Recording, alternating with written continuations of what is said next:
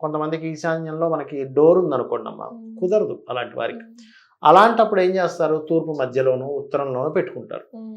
అలాంటప్పుడు మీకు ఉదాహరణకి ఈశాన్యంలో ఉంటేమో ఆలోచనలు, అదే తూర్పు ఈశాన్యంలో మీరు పూజ గది కట్టుకున్నారు, అక్కడ దీపం పెట్టారు, ఎక్కువసేపు వెలిగింది అంటే మీ లైఫ్లో ఆనందదాయకమైనటువంటివి ఫ్యూచర్లో రాబోతున్నాయని అర్థం. అదే తూర్పు మధ్యలో ఉంది మీకు పూజ గది, అక్కడ దీపం వెలిగించారు, ఎక్కువసేపు వెలిగింది, మీకు కీర్తి ప్రతిష్టలు పెరగబోతున్నాయని అర్థం.